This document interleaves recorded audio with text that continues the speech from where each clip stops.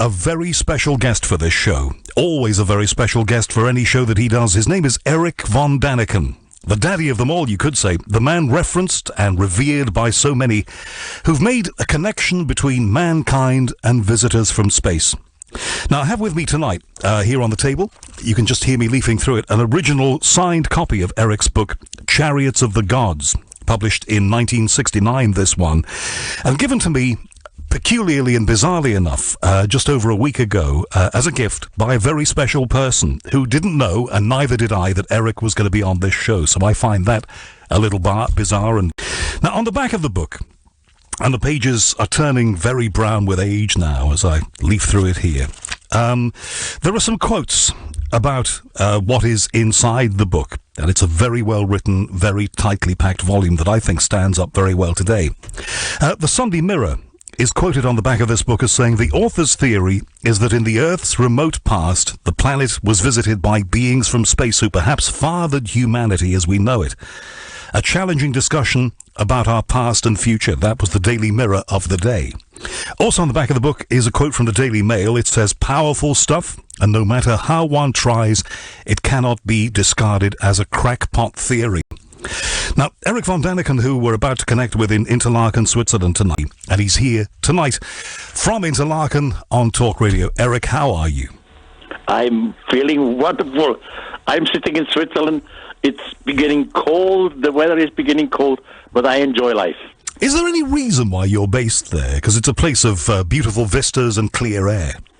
You know, I'm Swiss since eternity. My family is Swiss since eternity. I grew up here in Switzerland, so I am Swiss. I cannot change it. That's my home place.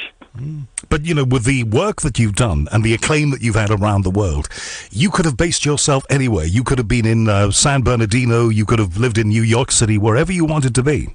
Yes, but my home place is still the best place. You see, I traveled the world. Just 10 days ago, I come back from Indonesia. You know, Indonesia might be wonderful. They are ruined, but it's cold. It's hot. It's wet. So Switzerland is functioning. The politics is functioning. It's a safe country. I'm happy to be home. And it's always, as far as I've been aware of it, been a place of open minds. So you can have your say. You're allowed to have your say. And if you have a theory that's different from everybody else's, which when yours appeared in the very back end of the 60s, beginning of the 70s, that's in Switzerland, that's okay. Well, that's still today okay. At the moment we have some problems with refugees. We have some problems with Europe has problems with all kind of political things. But in Switzerland, you can discuss it. We are sitting on the bar. We shout against. The ones are in favor of it. The others are against it. It doesn't matter. Here we have an open mind. We can discuss whatever it is. The same thing happens in science. Now, in some cases, I'm attacking science, but science attacking back. And it's a wonderful fight. I love it. I want to get into that because it seems to me, and I might be wrong, that science is attacking you perhaps less than it did. But I might be wrong about that, and we'll talk about that a little later.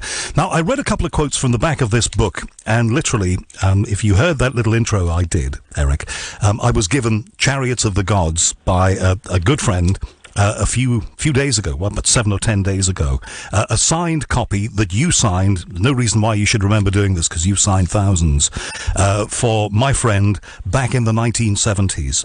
It goes back that far. But I read the quotes on the back of the book from the Daily Mirror and from the Daily Mail. Do those quotes, you think, stand up today? Definitely, still. You know, in the meantime, I'm 82 years old. I have become an old fellow. But I'm still stand behind the quotes. Chariots of the Gods was a mind-opener. And what critics never understand, in Chariots of the Gods I had about 238 question marks. Question marks means questions. Means not, it has to be the way. I say it. It's a possibility. Look at it this way. And that's still my position today. The books I like the most from people who appear on this show are books that start with a simple but exciting premise and then give you evidence for it. And it seemed to me, going back through this book today, as I did, that's exactly what you did. You start from that premise and you offer us plenty of evidence, which we'll talk about, as I say. It's for this day and age, and any day and age, it's a rock-solid formula. Well, thank you for the compliment. As I said before, I'm an old man. In the meantime, since Chariots of the God, I have published 38 other titles, and I have still come to the same conclusion. This planet Earth was visited by beings from outer space some thousands and thousands of years ago. Now, our ancestors at that time, they were Stone Age people. They could not understand what was going on, so they believed that these beings from outer space were some gods. Of course, we all know there are no gods, but our ancestors believed in the gods. And that was the starting point for so many religions. In the meantime, we have enough of indication to support that case. I'm still the same opinion as 50 years ago. We're coming up on some commercials here. That is the nature of radio. You understand this because you've done so much of it. Before we do that, though, and before we get into the meat of the book, and then I want to talk with you about some topics from today, from 2016. To people discovering you today, younger people, this generation, how do you describe yourself? Well, I am just a normal human being. I'm working and trying to find indications to prove a case that extraterrestrials were here. I am nothing special. I am just like everyone, but I'm a researcher. I try to find out answers, and I accept if I am wrong, and I'm happy if I am right. Let's go back to the 60s when you were putting the book together. Let's set it in context. What was it that lit the fire under your feet to do this? Well, it's a long story. I try to make it short. By the way, my mother language is German, so you hear this. My second language is French, so I might have some problems to express me in English. But anyhow, the story goes on. I think we'll understand perfectly. I've talked with you before. You are brilliant. I was educated in Switzerland as a strict Catholic. I was in a boarding school led by Jesuits, and of course I was a deep believer in God. I still never lost my belief in God, although I do not know what God is. But anyhow, for me as a young boy, as a 16-year-old boy, God had to have some minimal qualities. For example, God makes no mistake. Or God would not use a vehicle in which to move from point A to point B. God is all over. Now, in this high school, we had to make translations from parts of the Bible. Greek to Latin, Latin to German. And then I learned that the God of the Bible, he uses vehicles to move from point A to point B. He comes down to the holy mountain with smoke and fire and trembling and loud noise and so on. So I simply had doubts in my own Catholic education, and I wanted to find out if other communities in antiquity have similar stories. So I started to read the beginning of other religions, and slowly I realized that in many of these old religions we have similar stories. Of course, with different names, but the basic is always the same. Someone from heaven, someone from the sky descended. They came to us, they helped us, they gave us some orders and rules. They disappeared again, but always with the promise to return in the faraway future. So finally, I asked myself, what are these beings? Real God? Angels? Or is it all a misunderstanding? Should these be extraterrestrials? So, well, that's the base of my story. So you won't be the first person in this world, on this planet, to kick against a religious education. Do you think, and it sounds like that was part of it anyway, that was a segment of your motivation for this? It was definitely the beginning of it. And you know, in this boarding school I was led by Jesuits, I had my doubts, and I talked to the professors about my doubts, and they understood it. They said, Erich, if you want to know more about it, go to the library of the university, which was just nearby. Ask for the book of Enoch. As a young man, I never heard of Enoch. Who the hell is Enoch? So I learned the book of Enoch, and the next step. So finally, the result is we were visited by beings from outer space. And they will return. Maybe they are back already. We don't know. So you sound like a very unusual young man. I think I'm a very normal young man. Everyone has doubts, and we all are fighting against something. So my fight was the fight against consciousness, against my religion. And then you have to, and like I say, once we've been through the commercials which are coming up, we'll talk about the book and its legacy. But then you have to write the book. That's one thing. And then you have to find somebody who's willing to put it out there, to publish it. That was the next catastrophe. From my family, I grew up in the hotel business. So it was normal that after my high school, I went to the hotel school, and finally I was a barkeeper, I was a waiter, I was on the reception of a hotel desk, and when I wrote Chariots of the Gods, I was the managing director of a first-class hotel in Switzerland. So I wrote Chariots of the Gods, and I was absolutely sure for myself, well, this would be a bestseller. But I'm the only one who believed in this. All the others said, oh, come on, forget it, it's all rubbish and nonsense. So I sent the manuscript to 20 different German publishers. They all sent it back, all with nice letters. Well, we are not used to it. It's not scientific enough. It's not serious, and so on. And finally, because I was the manager of a hotel, every year, one of the German leading scientists was a guest in my hotel, and we were discussing. And one evening he said, Erich, you should write a book. And I said, I have written a book, but I found no manuscript. He said, well, I know a publisher. Maybe we should talk to him.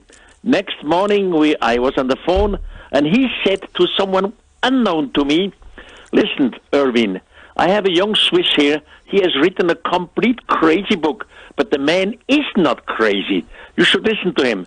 And the next step happened. I went to Düsseldorf in Germany. I talked to the publisher, and he said, okay, maybe with a little short edition of 3,000 copies, we can try to sell this manuscript. Well, the result is now millions of copies. How many million? Well, in the meantime, about all the books together, we are roughly 70 million copies worldwide. Wow. Erich von Daniken, very special guest here on this Sunday night. A man who's managed to sell 70 million books. That is a book and some for every single person who inhabits the British Isles. Think about that. That is remarkable, Erich. But you had an awful long way to go when you first got the book out there, a production run of 3,000. In the original book, which I have here, I've got a very early copy that you signed. The first sentence, you pose the question whether it is conceivable, is the word that you use, that we are alone in the cosmos in what was the 20th century. We're in the 21st now. How would you ask that question today? Well, in the meantime, we know that we are not alone in the universe. I mean, in the scientific community, we have some statistics. We know how many stars are out there. Now, some years ago, we all believed that the Earth has a special position in the universe. We said the Earth is not too close to the sun, it's not too hot, the Earth is not too far away from the sun, it's not too cold. In the meantime, because of our astronomical knowledge, we know that the Earth is one of the billion of planets out there which are similar to us. Of course, there can be complete different planets out there, like in our solar system, Jupiter, which is too hot, or faraway planets like Pluto. But Earth-like planets, they do exist out there. This is normally accepted by the scientific community in the meantime. So we would probably not be alone. Now, we have indications in the old holy texts, in the mythologies. You see, some thousands of years, our forefathers were Stone Age people. Now they were afraid of the lightning. They were afraid of the thundering. They were afraid of the nature. They were afraid of an earthquake. Maybe they did not understand how the moon sometimes was on the sky and then the moon disappeared again. So they could not understand natural science. So natural religion was the beginning of all the religion on the earthlings. But then someone came down and give information. Where is the difference? For example, in the old holy text, you have one text which is called the Book of Enoch. One of the extraterrestrials teaches a human in their language. And he says to the human, look out at the window. You see this little light out there. You humans call it moon.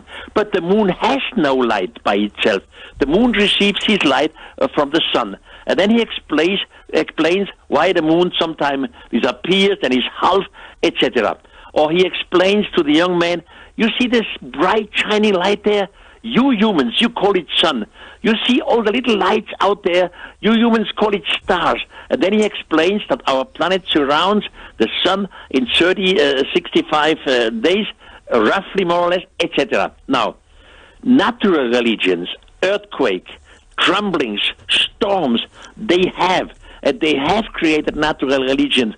But nature does not give scientific information. Nature does not tell somebody the phases of the moon, the light of the moon, or the stars. So information was given to the earthlings at that time. And I mean scientific information. And that's the difference between natural religion.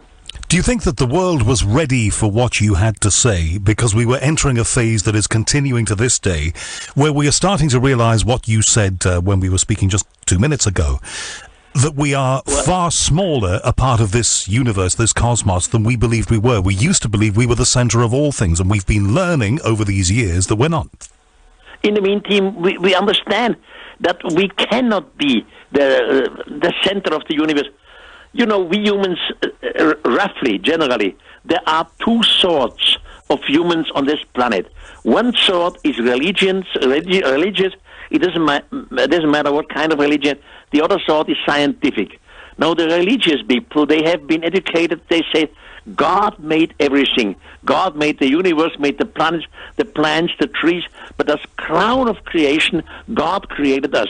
The scientific community believes everything is evolution. You know, mutation, evolution, but we are on the top of evolution. Now, in both cases, if you look at it religiously, crown of creation, or scientifically, top of evolution, in both cases, we look at ourselves as the top of the universe. We think we are the greatest. We have to learn to become a little more humble, modest, and learn there are other forms of life out there. We are neither the crown of creation nor the top of evolution. And that's what's going on today. We learn slowly. Well, we are a little part like ants in this gigantic, wonderful universe. And the tide of scientific discovery, certainly recently, and we'll talk about this a little later, but seems to back up what you've been saying for all of these years. Does that give you a nice warm glow inside? Well, somehow, yes. You know, I have the chance to travel worldwide, and I have many speeches worldwide, and I'm always happy to hear when I sign some books that some people say to me, Erich, somehow your book Chariots of the Gods changed my mind, or changed the way of thinking, or you were a mind opener. So I'm happy to hear this.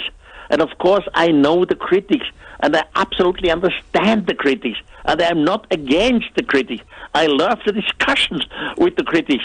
But finally, slowly, I think we have a change in what we call in German language the Zeitgeist, the spirit of time. Slowly, we see it differently than what we saw it 50 years ago. And I feel, well, the acceptance of the Chariots of the Gods is becoming more open now than it was 50 years ago. I certainly recall, and this is just taking us off slightly into a little tangent here, but going on holiday with my parents in the 70s and even the beginning of the 80s, we would go to guest houses and hotels, and you would always find a copy of your book, which I have to say as a boy I didn't read then. I should have, but it would always be in the bookshelf, in the bookcase, wherever we went. So you had that kind of coverage. You had open ears, open minds for your theories. As you said, not everybody agreed with you, and some people vehemently disagreed with you, but you had more of a gateway than anybody before you, it seems. Well, I'm happy to hear this.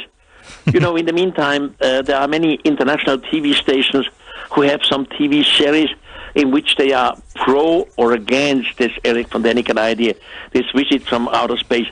And more I see traveling worldwide, I am accepted. You know, just 2 weeks ago, I was in Morocco, okay, somewhere in North Africa. And in the elevator, when I checked out, there was an Arabic family, a man, he looked very severe, with his 2 boys and his wife, and they looked at me. I went to the reception desk, I checked out, and then the man went to the reception desk too, and I just understand he asked who I was. He joined me before I went to the taxi and said, "Are you Erich von Daniken?" I said, "Yes." And I asked this Arabic man, "How do you know me?" Because my books do not exist in the Arabic world, none of them. And he says, "Well, just because of the television. I saw the, Ancient Alien and some History Channel." So it's slowly growing, and I'm not unhappy. I'm thankful about it. One of the lovely things about the book is it is a series of questions that you pose.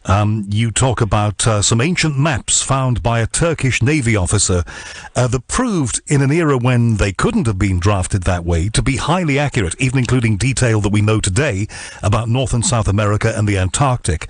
And you ask, one of many questions, how could that be? Yeah, how could that be? We are talking about the map of the Turkish admiral. His name was Erich, and he made this map 400 years ago, and he himself wrote that this map is a composition of different other maps which he made out of different maps which he found in Alexandria, in the Library of Alexandria. Now, anyhow, on this map, you see on the lower part, you see definitely the Antarctic island. You see the coastlines of the Antarctic. You see different islands, and compared with today's knowledge, they are all in a correct position. Now, Antarctic, some hundreds of years ago, was always covered with ice and snow. How could someone have mapped the Antarctic? We have no answer. But the result is this fact does exist. The map of Erich does exist. There is a scientific literature about it. So it's an open question. What do we do against it? Nothing.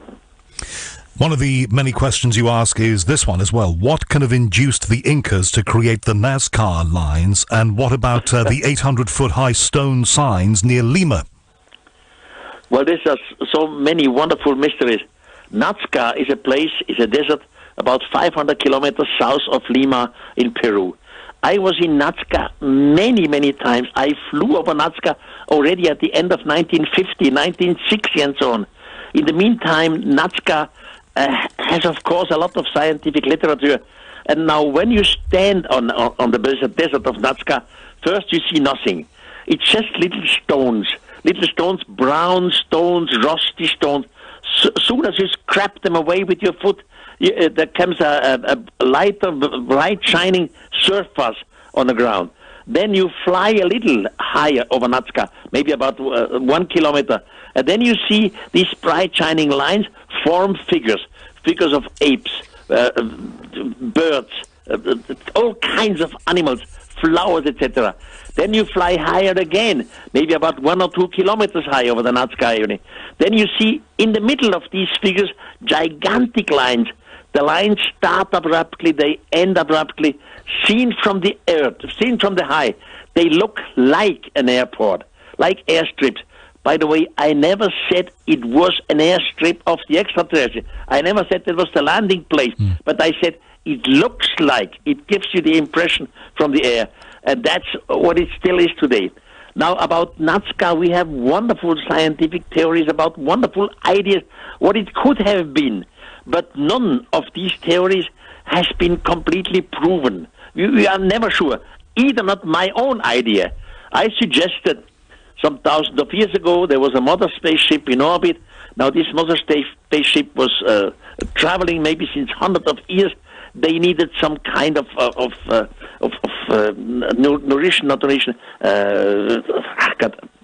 raw material, energy of any kind.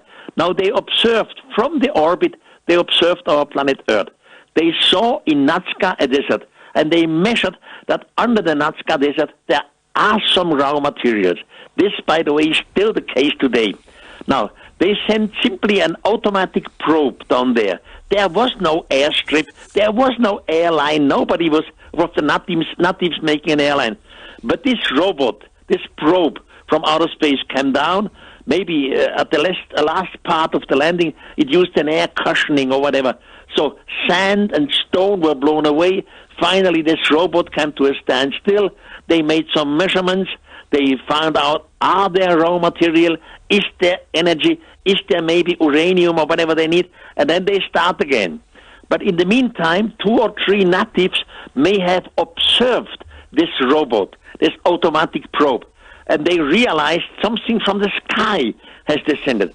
They did not understand a word about technology. They went to their tribe. We have seen something from heaven. And now the natives come to the desert. They see a little line simply by blown away stones and sand and so on. Now they believe the gods from the sky wish that we make lines. And now the natives start to make lines. Long lines, small lines, in all kind of direction, always hoping that the gods see these lines, that the humans are prepared that the gods return. Maybe one day a priest may have a brilliant idea. I mean, priests always have brilliant ideas. He say, we have to show them signs, offerings. Now birds, fishes, monkeys, and so. And now in the midst of the line, they start to create these figures. So that was my idea about Nazca. I do not know until today if my idea is a good one or a bad one. But I know all the other ideas, and it ends with the same question. We have no final answer about the mystery of Nazca. Fact is, there is a gigantic desert 500 kilometers south of Lima in Peru. Fly over it, and you have an impression of a gigantic airport thousands of years ago, looking like airstrips, starting abruptly, ending abruptly. The longest of it is 3.8 kilometers long, and in the midst of these lines, figures. Figures so gigantic that you can see them only from the air. From Interlaken, Switzerland tonight, Erich von Daniken, who's coming shortly to the UK. Tell me about your trip, Erich. Well, next Saturday, I hear in London at the Piccadilly Circle, there is a theatre called the Princess Anne Theatre. And I am happy to be there for the first time since about 25 years back in England. And I have a speech there, a public speech, and I show my best arguments of course to defend my theory that visitors from outer space were here. And then there is some program going on. They call it the Erich von Daniken Legacy Night. I don't really know exactly what is going on. I will be surprised by many little things. But first of all, I will have a speak of about 70 minutes, and I show you the most incredible, really, indications and computer animations to support the case. Thousands of years ago, extraterrestrials were here. In a way, we're doing the Erich von Daniken Legacy Night tonight, I think. Now, I want to get into more specifics about the book, the seminal work, the first one, the one that was developed by others, commented on by many, caused all kinds of controversy and turned on lights for a lot of people. You talk about cave frescoes found in the US, in France and other places. We're aware of the French ones, certainly here in Europe, of course we are. And you wonder if the people who painted them were representing precisely what they saw and not just indulging in art for the sake of art. Exactly. You see, some thousands of years ago, our Stone Age people had no connection together. There were no tourist flights. There were no ships between Africa, Australia, between South America, Europe, and so on. Now, worldwide, in all these cave paintings, you find similarities. You find the so-called gods with helmets around their heads, sometimes with rays coming out of their heads. So I ask myself, why did our Stone Age people worldwide have the same imagination? And one of the things you do in the book is you have a photograph of an Apollo astronaut from the era of Apollo, which was the 60s and 70s, and next to it you have a cave painting. Yes. You see, in the Sahara Desert, today's Tunisia, Tassili, there some gigantic cave paintings were found, and they really look like today's astronauts, like someone in an astronaut suit. And I simply made a comparison with today's astronauts. And I asked the question, what did the Stone Age man saw? Something like our astronauts? Of course, extraterrestrials, they would not look exactly like we. They might be similarities. That's another question, which can I explain. But they need an astronaut suit because on Earth we have different bacteria, we have different virus, we have a different air connection than extraterrestrials have. So they must protect themselves, the extraterrestrials, in a kind of suit, in a kind of helmet. And some of our primitive Stone Age ancestors saw it, and for him it was the gods. So he started to paint it or to chisel it in his stone wall. That's the basic idea. And as you say, separate populations in separate places separated by thousands of miles. Yes, in one place they could indulge in art and just give a kind of representation of something they imagined. But when different people in different places start to represent what they have seen all the same, then you get a pattern. Were you the first to say that, Erich? I'm not so sure. Well, at least maybe in a Chariots of the Gods was not what we call a scientific book. Chariots of the Gods was, on the other hand, not a novel. It was, in German, we have a term which is called Sachbuch, which means a book of facts. The facts have to be there. You have to give the exact sources, but it's not in a scientific way like the community would do it. So whatever I presented in Chariots of the Gods and in the later books, all these objects, all these findings, all these paintings, all these texts, they do exist.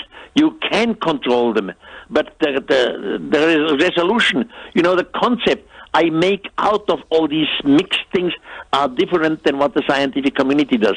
But the facts exist. So is it with all these paintings and these chiseling worldwide. It was wonderful for me to revisit the book today, and especially to have an original copy, which I think is probably from the first or second run of paperback prints of the book. Well, in the meantime, it must be expensive, I hope. Well, I think it's probably increased in value, so it was a great gift to be given. But it's got an inscription by you in German and your signature on the front page. We actually put a photograph on our Twitter here at Talk Radio of this. If you want to look at that, that's where you'll find it.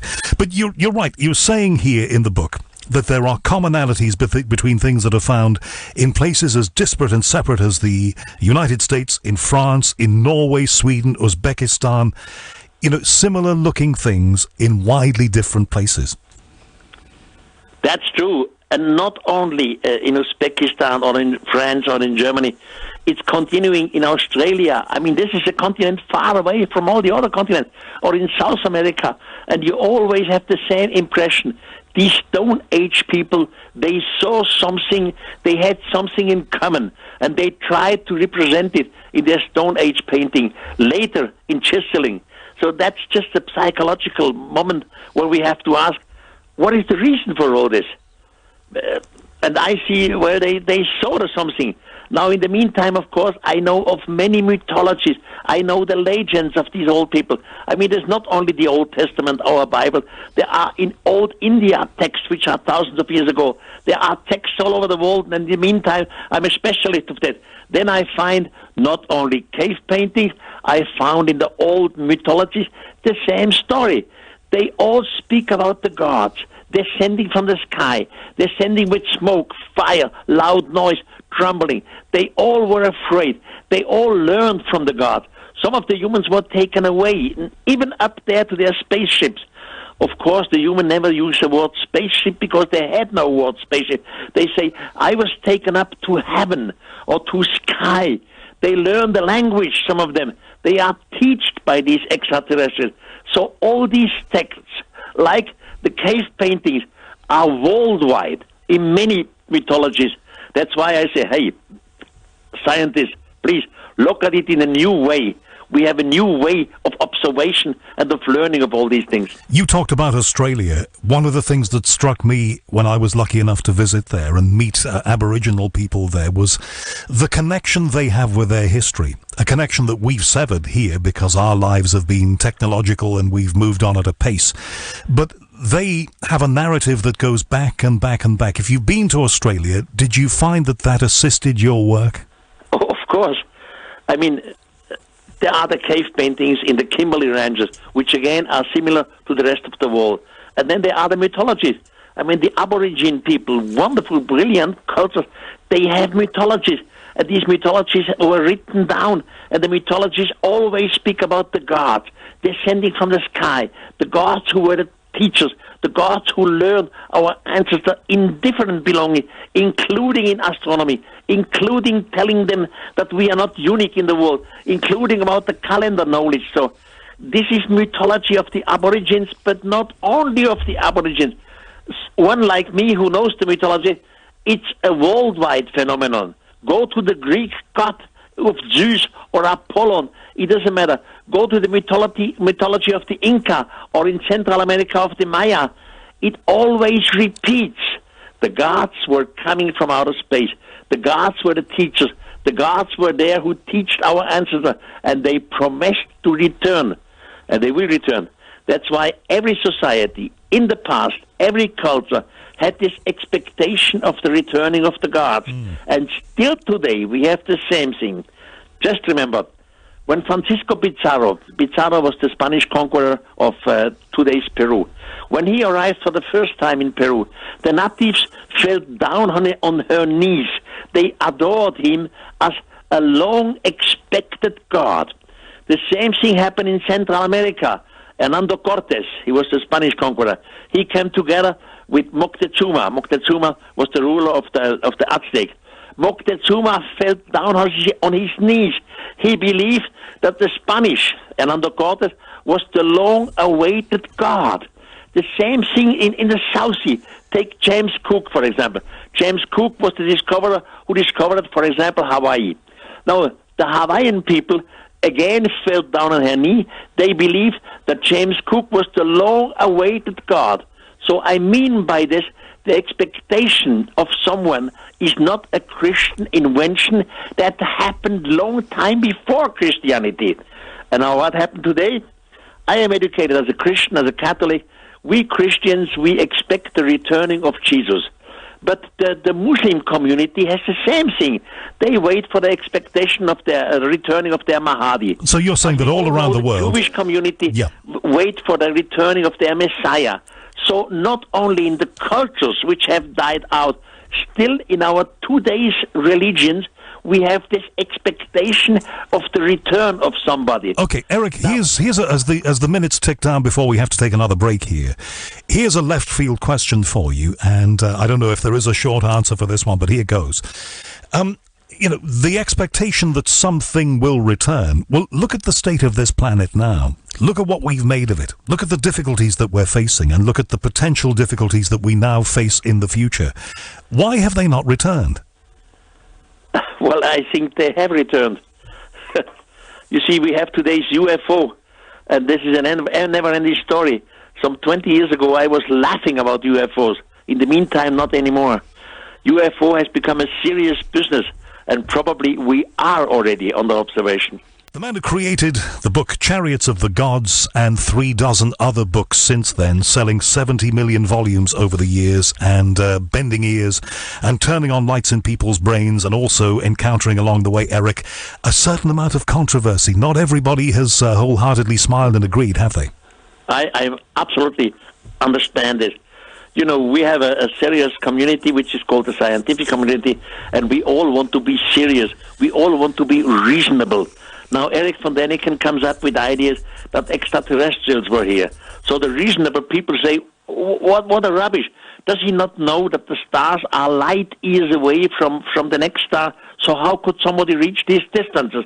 Or Erich von Daniken says in his book that these extraterrestrials were even looking like us, so human-like looking. Then the critics say, and they are right, well, this is rubbish. I mean, evolution on another planet will go completely different way. How will he explain this away?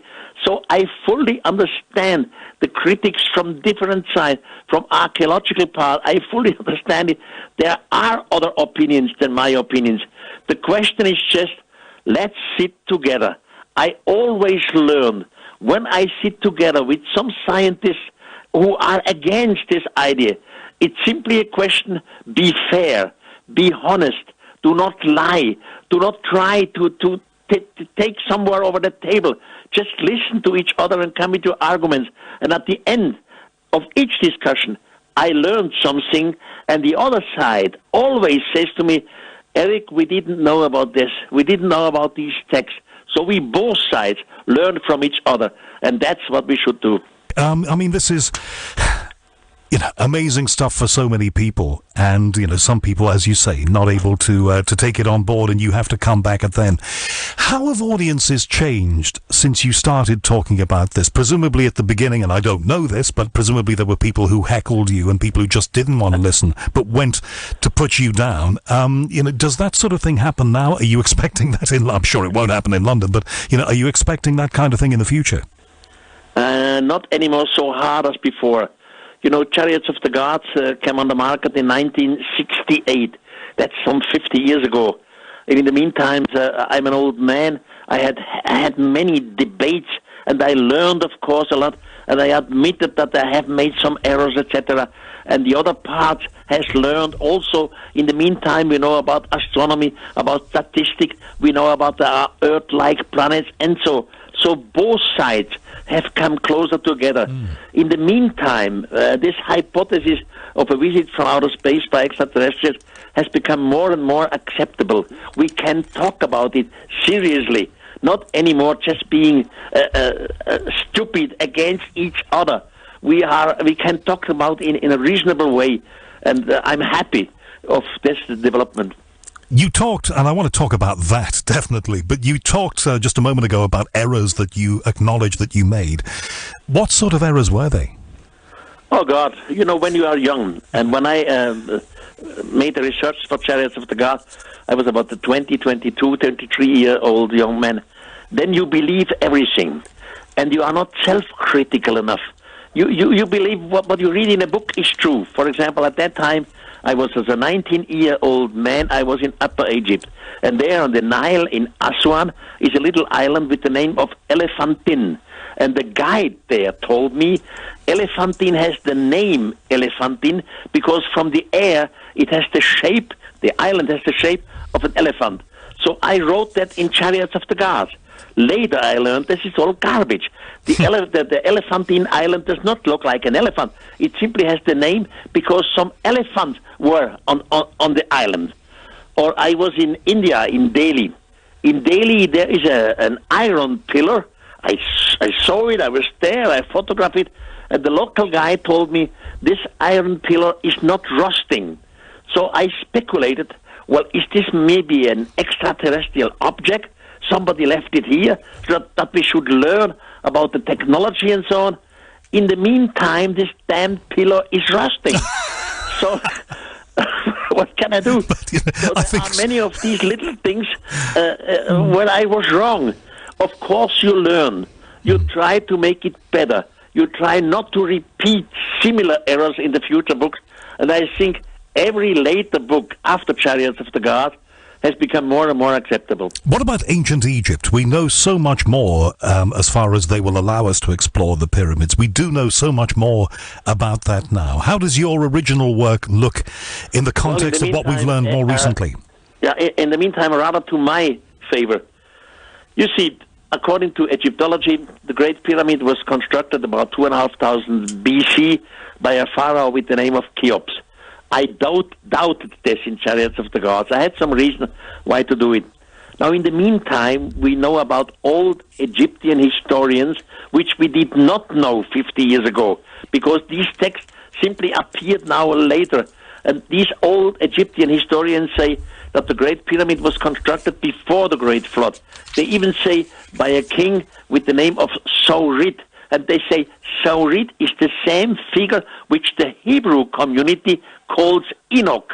Now, Enoch, again, is one of these figures who was in contact with extraterrestrials. And in the meantime, in the Great Pyramid, many new shafts and rooms have been discovered. Just by electromagnetic meaning. You cannot climb in there. But in the meantime, we know about shafts inside the pyramids, which guide to rooms, and under the pyramid, they discovered a lake with clear water, and in the water there was a sarcophagus. Unfortunately, the sarcophagus was empty. Or, 2,500 years ago, the Greek historian Herodotus was in Egypt, and he was also in Luxor. Well, at that time it was called Theban's Luxor on the Nile. And Herodotus tells in his second book of history that the high priest showed him 241 statues, and the high priest made to any statue a comment. He said, well, this was the king's XY, he was living from then and then, and so on.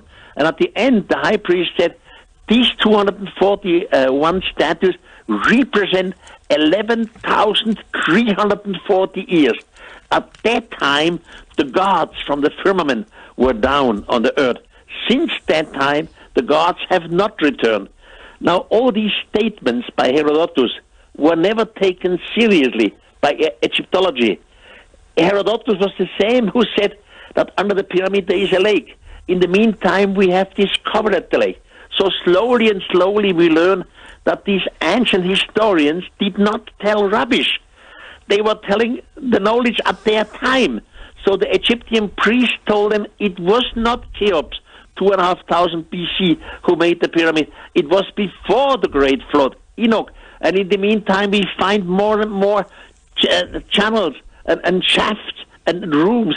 So it all becomes more and more fantastic. I love it. I love it too. When I was a boy at school, we had the Tutankhamun exhibition in London, which of course captivated the world back then. The great golden, elements of it, which were fabulous for the world to see. But at that time, the big question was, how were those people back then able to build the pyramids? What technology could they have used? It had to be assisted by somebody or something from somewhere. Now, though, scientists are starting to say, actually, it's not as difficult as that. And people with their level of knowledge back then may well have found ways to build the pyramids and indeed build Stonehenge. Of course, I have no problems with building Stonehenge or building the pyramid. Our ancestors had some ways to move, to transport gigantic stone block, whatever the way was. My problem is another one. My problem is the engineering knowledge. You see, every technology has an evolution. Slowly, some thousands of years ago, our Stone Age ancestors started to learn what is an arrow, what is a bow. Then they started to learn what are stones. There are different sorts of stones. Some of them are harder, others are softer. You can chisel it, you can cut it. Then they learn how to transport it, about wooden rollers. All this is called evolution in technology. And evolution in technology, finally, after some hundreds and thousands of years, make practically everything possible. They could make the Great Pyramid. But the problem is, in the Great Pyramid, we have a lot of shafts, rooms, etc. This means planning, engineering planning. Engineering planning means design. And you have to do the design and the planning before you start with the construction of the building. Because later you cannot chisel out these rooms and shafts anymore. You have to do it in the planning. The planning does not fit in the evolution of technology. So it seems to me the humans did the dirty work. The humans transported the stones, of course. But someone did the planning and told them how to do it and why to do it, for what reason. By the way, the why is still an open question for the future. Could it just be that they had... Planning does not fit into the knowledge to Cheops. I understand what you're saying, but could it not just be that at that time they had particularly intelligent, advanced thinking people who understood perhaps rules of geometry? We know this. Things that we did not comprehend or didn't come to comprehend until later. What I'm trying to say really is perhaps they knew more than we give them credit for. Well, I exclude nothing. Why not? But it is not fit to the time. You see, Cheops' father's name was Snorfu. Snorfu simply came out of Stone Age. Snorfu's father was a Stone Age man. The planning does not fit into the fact of the Great Pyramid. Something is wrong. You see, the same thing we have, for example, in French Brittany. There we have gigantic stone blocks, thousands of it. They are all in certain lines. Now, we always looked for an answer. Why did our Stone Age people put thousands and thousands of stone in certain lines? We asked, was it the calendar? Has it to do with the date? What has it to do? Now, in the meantime, we found out all these stone blocks are not just there by coincidence. They all make Pythagorean triangles. Always the same distance, always the same angle. Now, Pythagoras was living about 400 BC, but these stones from French Brittany are 5,000 years before. So why at the hell did Stone Age people transport thousands of stones and made some Pythagorean triangles with the same angle, the same line? So we don't understand it. And that truly is Erich von Daniken. Erich, can you stay with us just a little longer? What I want to do is something now that we've covered the ground in the first book and your theories that have gone around the world. I want to talk with you about things that are happening now in 2016 because it's a very exciting era. You've been hearing Erich von Daniken, the man who wrote Chariots of the Gods and many other books. He's due in London very soon to give a talk here and also meet up, I think, Erich, with some of your many fans. I want to talk with you in this final segment or so about things that are happening now, about stuff that has started to appear in our news this year. I don't know what you think about this, but it seems to me that in terms of space news and the possibility that we may indeed not be alone, we've had more of that this year than at any time in my lifetime. What do you think? Well, between Mars and Jupiter, there is a gigantic leap, and there we have the asteroid belt. The asteroid belt is composed of 100,000 of stone blocks. Some of them are small, like a football. Others of them are very big. The largest of the asteroids is called Ceres. Ceres has a diameter of around 930 kilometers, so it's quite a big piece of stone. We compare it to a moon. Now, since 3 years, NASA has sent a probe. The probe's name is down to Ceres. And they have delivered pictures to the Earth. And now in some of the pictures, you see a mountain which does not fit into the region, and the mountain has some scraps on it, white scraps. And then you see on the ground, you see definitely a rectangular place.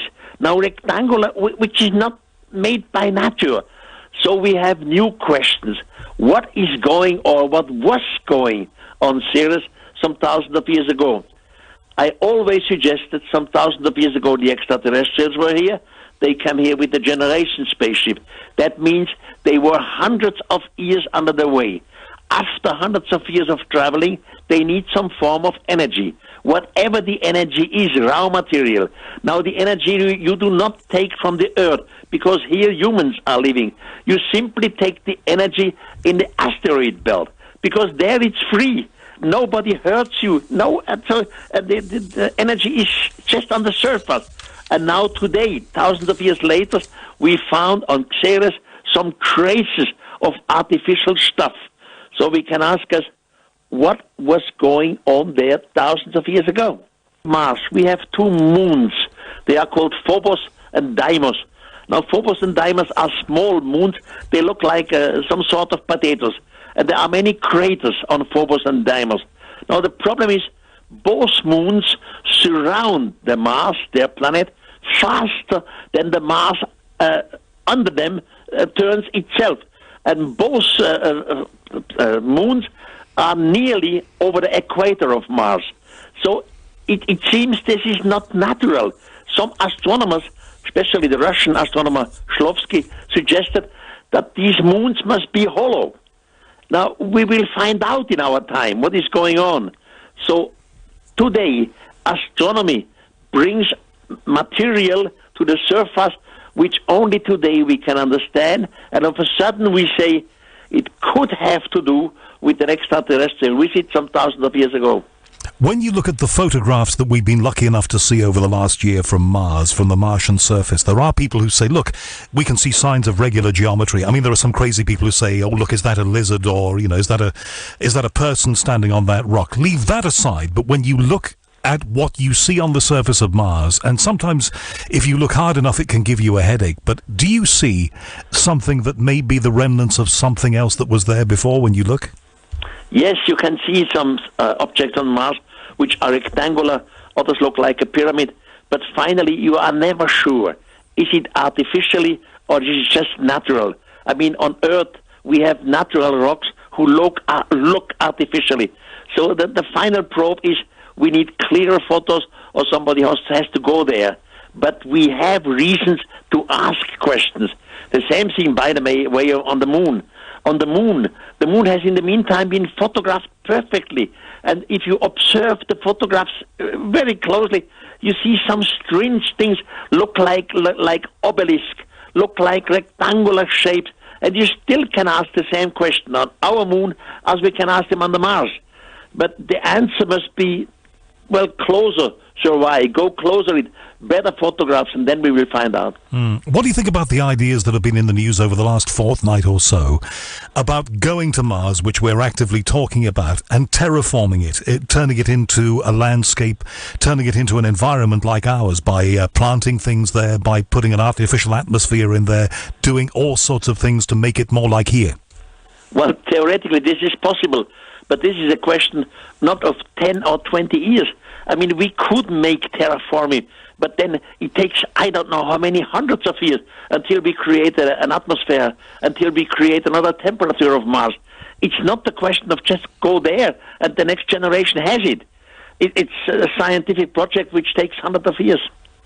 So it's not something we're going to see in our lifetime, as you rightly say. Definitely not now. The NASA scientists and the ESA scientists who've been so proud of all the discoveries that have been made recently, do you think that they're missing anything? Are there any clues that they should be seeking that they haven't picked up on, maybe?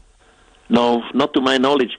The scientists I know and what I read in the scientific literature, all these astrophysics and astronomers are very serious people.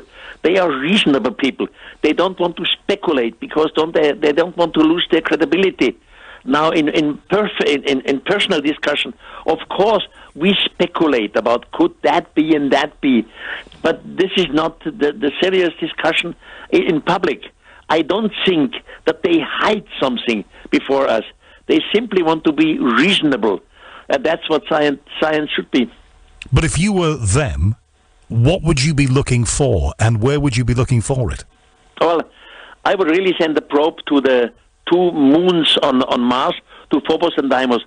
I would go very close to Phobos and Deimos. I would try to make a landing on Phobos and Deimos to find out, is something artificial up there? Why are these 2 little moons turning around Mars on equator? And why are they turning faster than the Mars itself? Are they maybe hollow? So these kind of things I would love to find out. And if something of the kind that you're talking about was discovered there, would you see that as vindication of everything that you've been saying for these 40, 50 years? Well, definitely, yes. But the question then still is our society ripe to accept these things? You see, I use the word spirit of time. In German, Zeitgeist. The community has to be ready to accept something like this. If the community is not ready to accept something, it means unreasonable. So the society has to be prepared slowly for this excavation, for this indication, for this knowledge, and then it will be accepted and it will change our meaning, definitely. Well, these are very turbulent, takes its time. Very, very turbulent times, though, on planet Earth, Erich. Do you think that we are ready for this? Not yet. Well, a big part of it is. But on the other part, you see, we have big religions on this planet. We have our Christian religion, and we have our Muslim religion, and many other religions. And the religions, generally, they are not ready to accept this. They are not ready that extraterrestrials exist. They are not ready to believe that the human race is not the unique thing in the universe. So this time of preparation has not arrived yet. It all is a slow process. Will there ever be a right time then? Well, I hope 20 years from now, because slowly and slowly these extraterrestrials, what I believe and I have indications for it, they return. And they are objects which we call UFOs. And again, UFOs in the scientific term is not reasonable. But UFOs more and more become reasonable because we have too many photographs, too many indications which we cannot deny anymore. So slowly and slowly we ask ourselves, what is going on here? Are we really not alone? Is somebody observing it? Is somebody maybe one day showing up in a football stadium or whatever, where the mass sees? And this will happen, I guess, in the next 20 years. But the extraterrestrials know exactly how we react. They know our brain because humans are made by them. So, talking in biblical times, God or the gods created human according to their own image. They know how we function, so they do not want to shock us. They don't want to destroy us. They want to prepare us for this connection slowly and slowly. And this process is going on. UFOs, though, and ufology is a very grey area, isn't it? There is probably, I'm going to stick my neck out here, but probably more fakery over the years than there's been genuine stuff. But if you want a personal view from me, I think some of it is genuine. The problem is, of course, always, and you may agree with this, you may not, Erich, being able to work out what is the fakery and what is not. Yeah, I fully agree with what you said.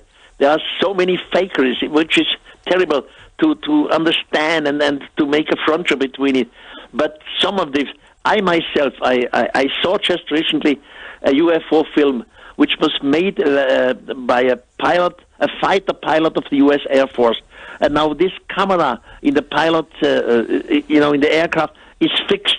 The pilot cannot move the camera. And all around the screen, you see the data which change every tenth of a second. What kind of data? How high is the aircraft from above? How fast is it? How far away is it? What is the exact geographical longitude, latitude, etc.? So all this you see on screen, and in the center you see a UFO.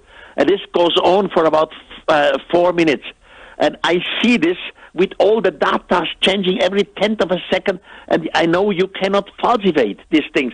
And the pilot who sent me this said, Erich, I want that these things come to the public. I don't give a damn in the meantime if I have to go in jail. I want that this comes to the public. So something is going on, and only a few people know about it. Right, which brings me to this point. If only a few people know about it, there is a huge movement, and it's supposed to be gathering great speed and momentum this year, fronted by people like Steve Bassett, who you may be aware of, but also others in the United States. This movement is called Disclosure. They want governments around the world, but particularly the US government, to come out and disclose to the people what they know, the stuff they've been hiding for all of these years, what is at Area 51 and all of those kinds of things. What do you make of the disclosure movement? Well, I'm very happy that this movement exists, and I hope they are successful. And some of the scientists and some of the politics, the high politics, in the meantime admitted that UFOs do exist. In the meantime admitted that we are observed again. But that's still not something which goes to the big press. You know, I always use the same word.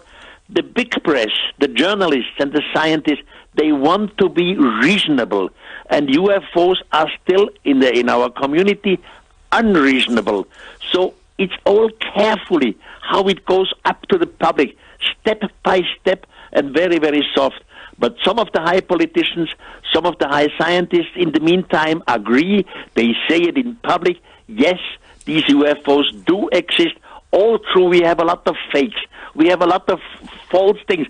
But some of them are real. They do exist, and we should be prepared for it. Is it frustrating for you, Erich von Daniken, that you haven't seen and you haven't been visited?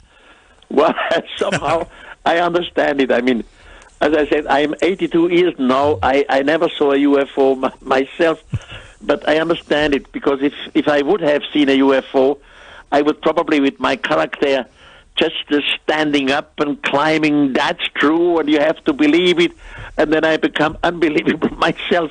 So I'm happy. I have my critical distance.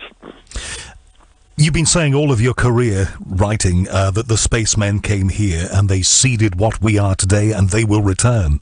What about the whole ethical issue or issues of us travelling in space and spreading ourselves out there? What do you feel about that? Is it right that we put our big footprint on places like Mars? Definitely, yes. We are just a little part of the universe. We are just a little part of a gigantic forms of life forms out there. And we just are not in contact with them. We isolated ourselves. And it is ethically wonderful to learn that we are not alone out there. You know, since humans exist, we have war on this planet. We fight against, because of religion, we fight because of geographic things. We always have reason to fight, the humans against each other. Now just imagine we would accept extraterrestrials are here. Now we realize that we must be a united mankind, not fighting it, because there is something much bigger over our planet, over our Earth. We have to learn and to understand we all are Earthlings. It doesn't matter if we are black or white or Catholic or Muslim or whatever. We are the united humans on this planet, and there is something out there with which we have to communicate. So morally, ethically, it would be wonderful if we accept the existence of extraterrestrials. Do you think that if we get into territory that some people are saying that we are going to get into, like somebody being stupid enough to let off a nuclear bomb somewhere or a missile targeted at a city in the United States, whoever might do that, the idea of global financial crash that a lot of people are very, very seriously concerned about. Do you think that the spacemen, to give them a name, would intervene at that point? No. We have in the past, we had some cases where, I'm sorry, my English is not good enough to explain it. We had some cases where extraterrestrials stopped some nuclear weapons. They stopped it, they shut it down, so I cannot go to details about this. So I hope no human is crazy enough. All the humans who are in a high political position, they should be reasonable. They are under control. Nobody is just a dictator who can do what he wants. And no human is crazy enough to start an atomic bomb against another nation. This time should be over. At least I hope we are reasonable enough for all this. I mean, we all hope this won't happen, but if North Korea ever got the capability and did something that would be more than ill-advised, do you think that it would be time for the extraterrestrials to step in and stop them? Do you think they would? I'm not so sure about this. I'm not so sure if they interfere in our problems. But even if such a terrible case happened, I mean, the other nations, in this case, United Nations also, or the Americans, would be strong enough. Something, look, left field now. Something I wanted to raise with you before from the book, from Chariots of the Gods. On page 164, you talk about something that I didn't think fitted in the book, but I probably just didn't understand, why it was there. And it needs to be explained to me, I think. You talked about a mass concentration experiment that was done in 1965. It sounded fascinating, but I wondered why it was in the book. A mass concentration? What's this? I've got it here, page 164, mass concentration experiment. Hold on. Let me just find it. Mass, say it in German. Oh, God. Where everybody concentrated, where people around the world concentrated on something, on the same aim, the same end. Yes, there was an experiment which took place in Germany, I remember. But that's a long, long time ago, nearly more than 50 years ago. And they concentrated with their brain of some point, and it worked. But I don't remember the details anymore. Okay, well, it doesn't really matter, because the point I'm coming to is that if we were created by a superior civilization, perhaps they gave us abilities that we are mostly not aware of and mostly don't use. Why not? I mean, the gods created humans according to their own image. So we have a gigantic brain, and we probably don't use this gigantic brain. And there is much more in us than what we think. Now, a brain like mine thinks to learn and to know a lot about extraterrestrials. A brain like other is sure to learn and to know a lot about astrophysics, about astronomy, about whatever. And so if we get these brains together, we are a mass, and this mass, a gigantic computer, and we will have a gigantic knowledge. That is my basic idea behind it. A lot of people are getting involved in private space travel now. I have a friend, Nigel Henbest, who's an astronomer here. He cashed in his investments, $200,000. He's going on a Sir Richard Branson space flight when he's able to. Would you like to do this, and have you been approached to? No, I have never been approached to. But, in the meantime, I'm an old man, 82. Now, if someone came to me and would say, Erich, you have the chance to go up there, I would ask, will I come back to Earth? Because I wish to die on this planet Earth. I wish to die here. And if he says, yes, you will come back to planet Earth, then I say, yes, I can. My curiosity is big enough. If this approach would say, no, you would never come back to Earth, like, for example, going to Mars and die on Mars, I would not go. I would say, no, then I prefer to die here on planet Earth. You're 82. I am fully confident that we will be having a conversation when you are 100, and that will be another marvelous conversation, I am sure. But when that point, and we all have that point where we shuffle off this mortal coil, who is going to continue your work? Well, we have a big organization which is the Ancient Astronaut Society in Germany and worldwide. and there are thousands of members, and at least a quarter with our scientifics.